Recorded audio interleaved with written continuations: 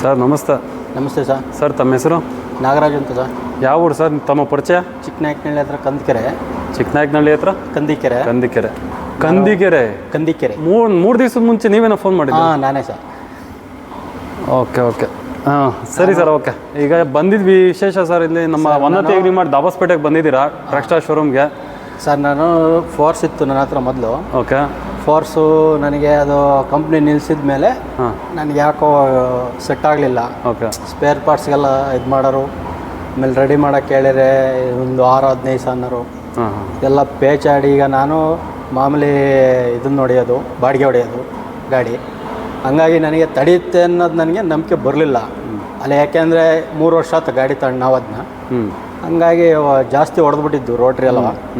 ಅದೆಲ್ಲ ನ್ಯಾಕ್ humming sound ಎಲ್ಲ ಬತ್ತಿತ್ತಲ್ಲ, ರಿಪ್ಲೇಸ್ಮೆಂಟಿಗೆ ಬಿಟ್ಟೆ. ಅಂದರೆ ನಾನು ಯೂಟ್ಯೂಬ್ ಚಾನಲಲ್ಲಿ 3 ದಿವಸ ನಾನು ನೋಡಿದ್ದಷ್ಟೇ. 3 ದಿವಸ, ಇನ್ನು 4ನೇ ದಿವಸ 5 ದಿವಸಕ್ಕೆ ಗಾಡಿ ಹತ್ರ ಹೋದೆ. ಗಾಡಿ ಇರಲಿಲ್ಲ ಅವ್ರ ಹತ್ರ ಶೋರೂಮಲ್ಲಿ. ಅವರು ತರಿಸ್ಕೊಡ್ತೀವಿ ಅಂತ ಹೇಳಿ ಇದು ಮಾಡಿರು. ತಿಪ್ಟೂರಿಂದ ತಗೊಂಬಂದು ಫೋನ್ ಮಾಡಿರು. ಫೋಟೋ ಎಲ್ಲ ಕಳಿಸಿರೋರು ನನಗೆ.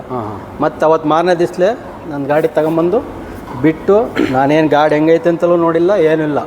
ತಂದು ಗಾಡಿಯ ನನ್ನ ಗಾಡಿ ಬಿಟ್ಟಿದ್ದು ಅವರೆಲ್ಲ ಡೆಕೋರೇಷನ್ ಮಾಡಿದ್ರು, ಪೂಜೆ ಮಾಡಿ ನನ್ನ ಕೈಗೆ ಕೀ ಕೊಟ್ಟಿದ್ದು ಒಂದೇ. ಅವರು ತಗೊಂಡು ಹೋದೆ ಊರಿಗೆ.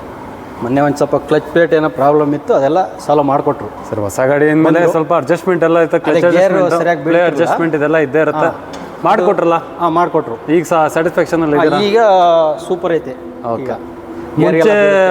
ಮುಂಚೆ ಗಾಡಿಗೂ ಈ ಗಾಡಿಗೂ ನಿಮ್ಗೆ ಏನು ಅನಿಸ್ತಿದೆ ಫೀಲ್? ಎಲ್ಲ ಟರ್ನಿಂಗ್ ಎಲ್ಲ ಚೆನ್ನಾಗೈತಿ ಇದರದ್ದು. ನನಗೆ ಮುಂದೆ ಫ್ರಂಟ್ ನೋಡಿದರೆ 60 ಬಂತು, ಅಳತೆ ಮಾಡಿ ನೋಡಿದೆ ಟೇಪ್ ಹಿಡ್ದು. ಬ್ಯಾಕು ಕಮ್ಮಿ ಬಂತು, ಫ್ರಂಟ್ 60 ಬಂತು. ನನ್ನ ಫೋರ್ಸ್ಗೂ ಇದಕ್ಕೂ ಟರ್ನ್ ಆಗುತ್ತೆ ಅನ್ನೋದು ನನಗೆ ಪರ್ಫೆಕ್ಟಾಗಿ ಗೊತ್ತಾಗಲಿಲ್ಲ. ಅದು ಯಾವಾಗ ನನ್ನ ತೋಟದೊಳಗೆ ತಗೊಂಡೋಗಿ ಹೊಡೆದ್ನೋ ಆವಾಗಲೇ ನನಗೆ ಪರ್ಫೆಕ್ಟಾಗಿ ಗೊತ್ತಾಯಿತು. ಅದಕ್ಕೂ ಮುಂಚೆ ಆವಾಗಲೇ ಹೇಳ್ತೀರಿ 7 ಅಡಿ ದಾಯದಲ್ಲಿ ನೀವು 7 ಅಡಿ ಟೇಪ್ ಹಿಡಿದು ನೋಡಿ ಹೊಡೆದಿರೋದ್ರಿಂದ ನನಗೆ ಅಲ್ಲಿಗೆ ಮೈಂಡ್ಗೆ ಸೆಟ್ ಆಯ್ತು. ಗಾಡಿ ತಗೋಬೋದು ಅನ್ನೋದೊಂದು ನನಗೆ ಕ್ಲಾರಿಟಿ ಸಿಕ್ತು. ಓಕೆ. ಯಾಕೆಂದರೆ ನಾನು ಗಾಡಿ ಟ್ರಯಲ್ಲೂ ನೋಡಿಲ್ಲ, ತಗೊಂಬಂದು ನಮ್ಮನೆಗೆ ಹೇಳಿರು, ನೀವು ಫಸ್ಟು ಗಾಡಿ ತಗೊಂಬಂದು ಟ್ರಯಲ್ ನೋಡಿ ಮತ್ತೆ ವಾಪಸ್ ಬಿಡೋಂಥ ಗಾಡಿ ಅಲ್ಲ ಅಂತ ಅಂದರು. ನನಗೆ ಧೈರ್ಯದ ಮೇಲೆ ನಾನು ತಗೊಂಬಂದು ನೆನ್ನೆ ಅಸಲು 6.5 ಅಡಿ 7 ಅಡಿ ಜಾಗದಲ್ಲಿ ಹೊಡೆದಿದ್ದೀನಿ. ಒಂದು 2 ಇಂಚ್ 3 ಇಂಚು ಅಷ್ಟೇ. ಓಕೆ. ಅದನ್ನ ರಿವರ್ಸ್ಗೆಲ್ಲ ಹಾಕೊಂಡು ಹೊಡ್ಕೊಟ್ಟಿದ್ದೀನಿ. ಓಕೆ. ಪರ್ಫೆಕ್ಟಾಗಿ ಅವ್ರಿಗೂ ನಂಬಿಕೆ ಬಂತು. ಸರಿ ಸರ್. ಅವ್ರು ಇಷ್ಟು ದೊಡ್ಡ ಗಾಡಿ ನನ್ನ ಅಡಿಕೆ ಗಿಡದೊಳಗೆ ಹೊಡಿತಿದೆಯಲ್ಲ ಅಂತ ಅವರು ಮಾತಾಡಿದ್ರು, ಕಸ್ಟಮರ್. ಹೌದು. ಈಗ ನಮ್ಮ ಈ ವನ್ನತಿ ಅಗ್ರಿ ಮಾಡಿ ಯೂಟ್ಯೂಬ್ ಚಾನಲ್ ನೋಡಿದ್ದೀರಾ? ಸೊ ಎಲ್ಲ ವಿಡಿಯೋಸ್ ನೋಡಿದ್ದೀರಾ?